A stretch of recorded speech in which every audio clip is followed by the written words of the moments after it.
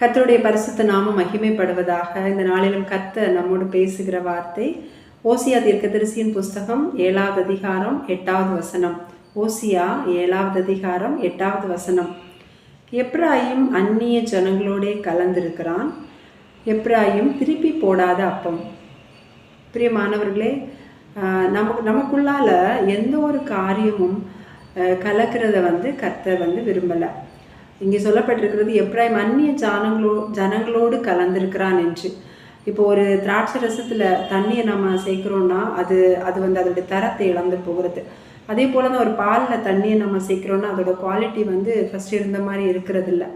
அதே போல் தான் நமக்குள்ளே எந்த ஒரு காரியமும், அது பாவமாக இருக்கலாம், பல பாரமாக நம்மை பாரப்படுத்துகிற, நம்மை கவலைக்குள்ளாக பயத்துக்குள்ளாக கொண்டு போகிற காரியங்களாக இருக்கலாம். எந்த ஒரு காரியமுமே நம்ம கலக்காதபடிக்கு நம்ம பாதுகாத்து கொள்ள வேண்டும். அப்படி இல்லாமல் இருந்ததுனால தான் ஆண்டவர் எப்ராயிமை பார்த்து சொல்லுகிறார், அவன் திருப்பி போடாத அப்பம் என்று. திருப்பி போடாத அப்பம்னா பார்த்தோன்னா அது முழுவதும் வேகாமல் முழுவதும் சுடப்படாத அப்பமாக காணப்படுகிறது. ஒரு அறகுறையாக வெந்தது மாதிரி. ஆண்டவர் நம்மை அவருடைய சமூகத்தில் இருக்கிற அப்பங்களாக நம்மை வைத்திருக்கிறார். ஆனால் அப்படிப்பட்ட நாம் இப்படி திருப்பி போடாத அப்பமாக மாறிடக்கூடாது என்பதற்காகத்தான் ஆண்டவர் இன்னைக்கு பேசுகிறார். பொதுவாக திருப்பி போடாத அப்பமா ஏன் நம்ம திருப்பி போடாமல் இருக்கிறோன்னா, சும்மா நம்ம இருக்க மாட்டோம். நம்ம அதை காரணத்தை நம்ம யோசித்து பார்த்தோன்னா, பொதுவாக ஏன் திருப்பி போடாமல் இருக்கிறோன்னா, ஒருவேளை அந்த அடுப்பு தீ அணைந்து போயிருக்கலாம். இல்லைன்னா ரெண்டாவதாக நம்ம பார்த்தோன்னா, நம்முடைய கவனம் வேறு ஏதாவது வேலையில் போய் இதை நம்ம மறந்து போயிருக்கலாம் இல்லையா. இந்த காரணத்தினால தான் நம்ம அதை திருப்பி போடாத அப்பமா விடுறோம். ஸோ நம்முடைய வாழ்க்கையிலும் நாம் ஏன் அப்படி இருக்கிறோன்னா, அப்படி தான் நமக்குள்ளால் இருக்கிற அந்த தீ நெருப்பு அணைந்து போகிற சூழ்நிலையில் நாம் திருப்பி போடாத அப்பமாக இருக்கிறோம். நெருப்பு அணைந்து போயிட்டுன்னா நம்ம என்ன செய்யணும்னா, அந்த நெருப்பு மூட்ட வேண்டும்.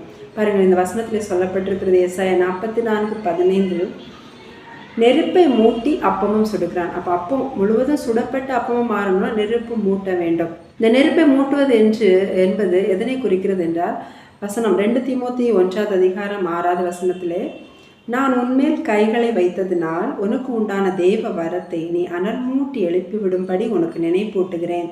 மேலும் அடுத்த வசனத்தில், தேவன் நமக்கு பயமுள்ள ஆவியை கொடாமல் பலமும் அன்பும் தெளிந்த புத்தியும் உள்ள ஆவியையே கொடுத்திருக்கிறார் என்று சொல்லப்பட்டிருக்கிறது. அப்போ இந்த இடத்துல தீமோத்தேயுகிட்ட பவுல் சொல்லுகிறார், நீ பயப்பட வேண்டிய தேவையில்லை, நீ கலங்க வேண்டிய, சோர்வுக்குள்ளாக வேண்டிய தேவையில்லை. உனக்குள்ளே இருக்கிற ஆவி பயமுள்ள ஆவி அல்ல, சோர்வின் ஆவி அல்ல, அது ஒரு தெளிவான பலமுள்ள ஆவி என்று சொல்லுகிறார். நான் உன் மேலே கையை வைத்ததுனால உனக்கு உண்டான தேவ வரம். கைகளை வைக்கும்போது பரிசுத்த ஆவியானவர் இறங்கினார் என்று அநேக இடங்களை நம்ம வாசிக்கிறோம். அதுதான் தேவ வரம், தேவனிடத்திலிருந்து நமக்கு கிடைக்கிற அந்த கிஃப்ட். அப்போ அது உனக்குள்ளே இருக்கிறது.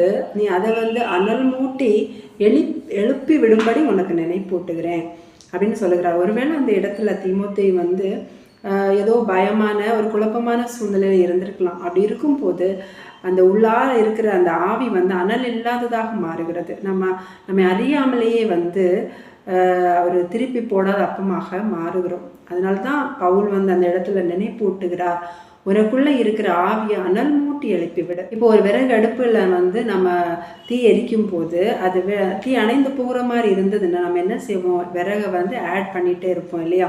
சில சாஃப்டான விறகுனா நல்ல திடீர்னு பிரைட்டாக எரியிற மாதிரி இருக்கும், சீக்கிரமாகவே அணைந்துடும். ஆனால் சில ஹார்டான ரொம்ப கடினமான விறகு நம்ம வைக்கும்போது அது ரொம்ப எரியிற மாதிரி இருக்கும், ஆனால் ரொம்ப நேரம் அது தாக்குப்பிடிக்கிறது. அதே மாதிரி தான் நம்முடைய ஜெபம், நம்முடைய துதி, ஆண்டவரை பாடி ஆராதிப்பது, இவை எல்லாமே நம்ம எப்பொழுதும் எரிந்து கொண்டு இருக்க வைக்கிறது. எப்பொழுதுமே அந்த ஆவி அனல் உள்ளதாக நம்மை மாற்றிகிட்டே இருக்கும். எப்போல்லாம் நம்ம சில நேரம் கொஞ்ச நேரம் ப்ரேயர் பண்ணாலே ரொம்ப ஒரு ஆவியில் அனல் உள்ளவர்களாக நம்ம ஃபீல் பண்ணுவோம். ஆனால் கொஞ்சம் டைம் ஆக ஆக ஏதோ சோர்ந்தது மாதிரி, எதையோ மிஸ் பண்ண மாதிரி நம்ம உணர்றோம் இல்லையா. அப்போ உடனே நம்ம இதுதான் புரிந்து கொள்ள வேண்டும், நம்முடைய ஆவியை நம்ம அனல் மூட்டி எழுப்பி விட வேண்டியது அவசியமாக இருக்குது இந்த சூழ்நிலையில். அப்போ நம்ம ஜெப நேரத்தை நம்ம கூட்டணும், இல்லைனா நம்ம துதிக்கணும். நம்ம எந்த வேலை செஞ்சுட்டு இருந்தாலும் நம்ம ஏதோ ஒரு விதத்தில் இந்த காரியத்தில் ஏதாவது ஒன்று நம்ம செஞ்சுட்டே இருக்கும்படியே பார்க்கணும். நம்ம கண்ணு பார்க்குறதா இருக்கலாம், இல்லை கேட்குறது, ஒரு சாங் கேட்குறது, ஒரு வசனத்தை தியானிக்கிறது, ஆண்டவரை ஸ்தோத்தரிக்கிறது, இந்த மாதிரி நம்ம பண்ணும்போது நம்முடைய ஆவி வந்து அனல் மூட்டப்படுகிறது. அப்போதான் நம்ம வந்து அந்த ஒரு ஒரு ஆயத்தமாக்கப்பட்ட ஒரு அப்பமாக நம்ம இருப்போம். ஆயத்தமாக்கப்பட்ட அப்பந்தான், அதாவது சுடப்பட்ட அப்பந்தான் வந்து பயன்படுது. இதைத்தான் நியாயாதிபதிகளின் புஸ்தகம் 7ஆம் அதிகாரத்தில் நம்ம பார்த்தோம்னா, ஆண்டவர் வந்து கிதியோனை மீதியானியருக்கு எதிராக யுத்தம் பண்ண அனுப்பும்படி அவனை வந்து ப்ரிப்பேர் பண்ணுறாங்க, ஆயத்தம் பண்ணுறாங்க. எப்படி கிதியோனை ஆயத்தம் பண்ணுறாருன்னா, அவன் கூட யாரெல்லாம் யுத்தத்துக்கு போகணும், யார் போகக்கூடாது என்கிற காரியத்தை எல்லாம் ஆண்டவர் அங்கே செய்கிறார். அது மட்டும் இல்லை, அவன் யுத்தத்துக்கு என்னெல்லாம் கொண்டு போகணும் எல்லாவற்றையுமே வந்து கிதியோனுக்கு கர்த்தர் கற்றுக் கொடுத்து அவனை யுத்தத்துக்கு அனுப்புகிறார். அப்படிப்பட்ட ஆயத்தமாக்கப்பட்ட அந்த கிதியோனை குறித்து எதிரிகளுடைய பாளையத்திலே பேசுகிறார்கள், அதாவது மீதியானியருடைய பாளையத்திலே. அதை கிதியோன் கேட்குறான். அவர்கள் என்ன பேசுகிறார்கள் என்றால், நியாயாதிபதிகள் 7ஆம் அதிகாரம் 13ஆவது வசனத்திலே சொல்லப்பட்டிருக்கிறது. இதோ ஒரு சொப்பனத்தை கண்டேன், சுட்டிருந்த ஒரு வார்கோதுமை அப்பம் மீதியானியரின் பாளையத்திற்கு உருண்டு வந்தது. அது கூடாரம் மட்டும் வந்தபோது அதை விழத்தள்ளி கவிழ்த்து போட்டது, கூடாரம் விழுந்து கிடந்தது என்றான். அப்பொழுது மற்றவன், இது யோவாசின் குமாரன் ஆகிய கிதியோன் என்னும் இஸ்ரவேலனுடைய பட்டயமே அல்லாமல் வேறல்ல. தேவன் மீதியானியரையும் இந்த சேனை அனைத்தையும் அவன் கையிலே ஒப்பு கொடுத்தார் என்றான். பாருங்க, இந்த இடத்துல ஒருவரோடு ஒருவர் பேசுறதை கிதியோன் கேட்குறான். அவள் யாரை பற்றி பேசுகிறாங்கன்னா, அந்த கிதியோன் கர்த்தரால் ஆயத்தமாக்கப்பட்ட அந்த பாத்திரம் அப்பமாக இருக்கிற அந்த கிதியோனை குறித்து தான் பேசுகிறார்கள். அந்த உருண்டு வந்த அந்த அப்பத்தை வந்து கிதியோனின் பட்டயம் என்று சொல்லுகிறார்கள். தொடர்ந்து நம்ம அந்த அதிகாரத்தை வாசிக்கும் போது அந்த யுத்தத்துக்கு கிதியோன் எந்த ஆயுதமும் எடுத்துட்டு போகல. அவன் எக்காலத்தை ஊதி கர்த்தரின் பட்டயமே கிதியோனின் பட்டயம் என்று சொல்லும் போதே அந்த எதிரியினுடைய பாளையத்தில் எல்லாரும் கூக்குரலிட்டு சிதறி ஓடினார்கள் என்று சொல்லப்பட்டிருக்கிறது. அது மட்டும் இல்லை, அவங்க ஒருவரோடு ஒருவர் அவங்க கிட்டே இருந்த ஆயுதத்தினாலே மாறி மாறி வெட்டி கொண்டு அவங்க வந்து அழிந்து போனார்கள் என்று அங்கே நம்ம வாசிக்கிறோம். ஆண்டவர் நம்மை அப்படித்தான் வைத்திருக்கிறார். எப்பளும் ஒரு ஆயத்தமாக்கப்பட்ட அப்பமாக நாம் இருக்கணும் சத்ருவுக்கு முன்பாக என்று.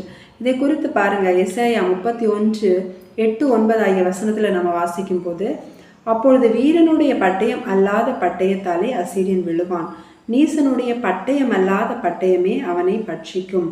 அவன் பட்டயத்துக்கு தப்ப ஓடுவான், அவன் வாலிபர் கலைந்து போவார்கள், அவனுடைய கண்மலை பயத்தினால் ஒளிந்து போம், அவர்களுடைய பிரபுக்கள் கொடியை கண்டு கலங்குவார்கள் என்பதை சியோனில் நெருப்பையும் எருசலேமில் சூளையும் உடைய கர்த்தர் சொல்லுகிறார். சியோனில் நெருப்பு, எருசலேமில் சூளை. இந்த சியோன் எருசலேம் என்பது நம்மை தான் குறிக்கிறது.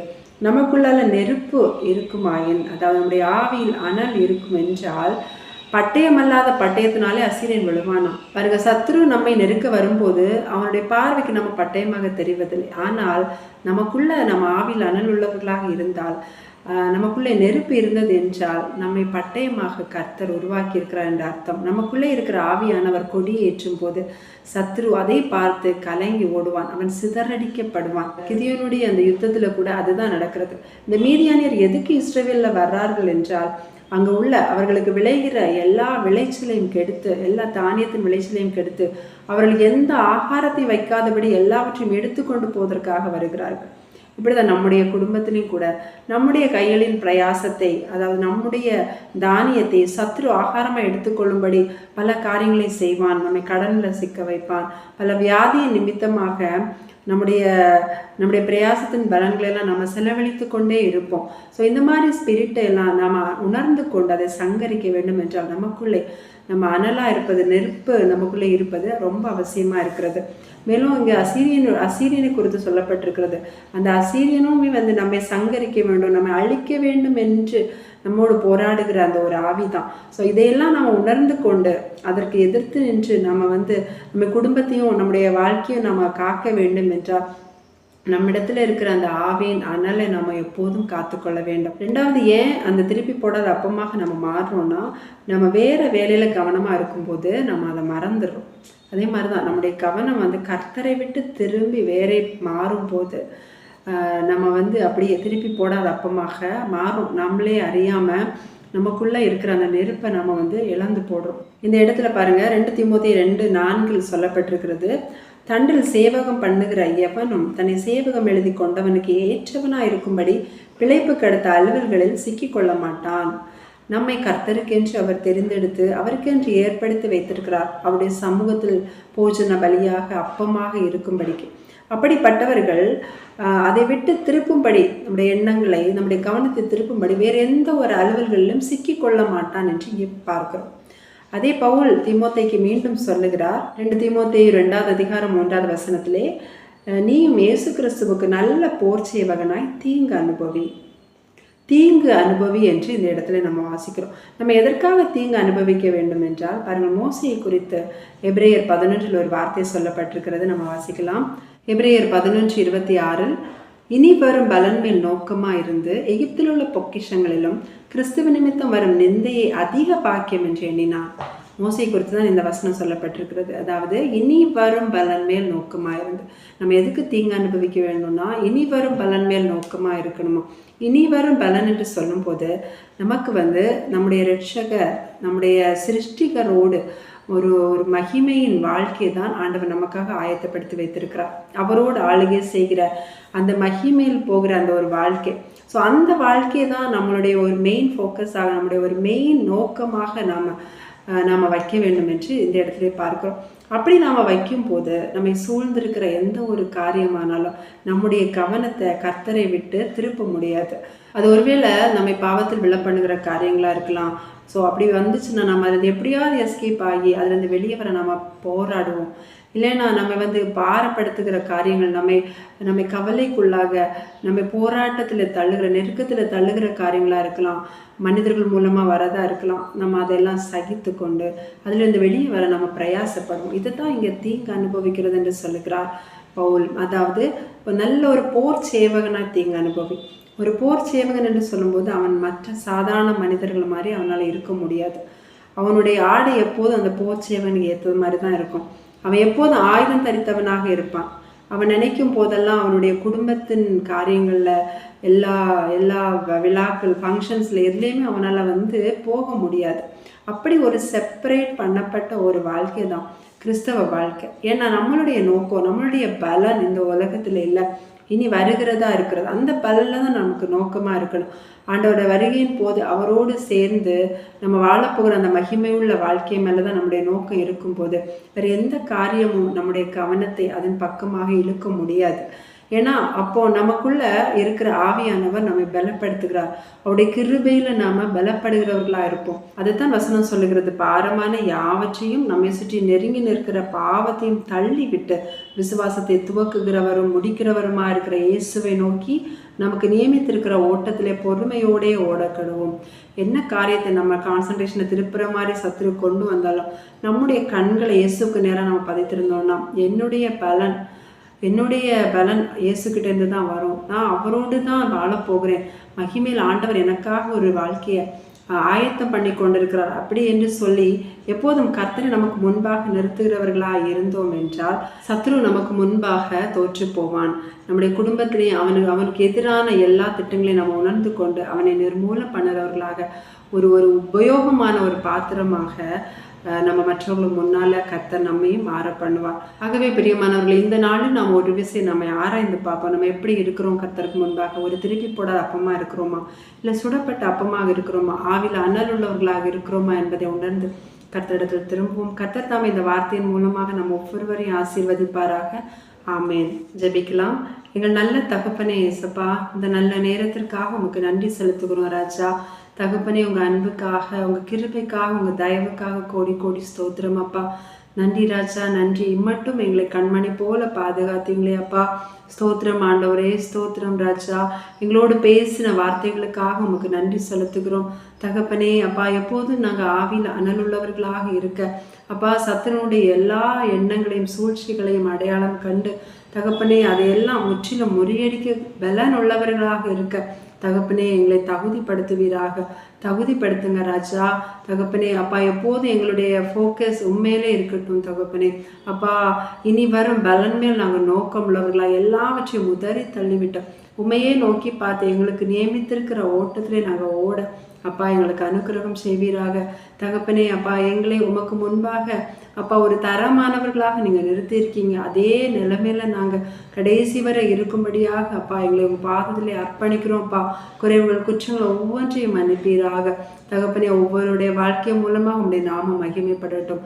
மீட்பர் இயேசுவின் நாமத்திலே ஜெபிக்கிறோம் ஜீவனுள்ள பிதாவே, ஆமென்.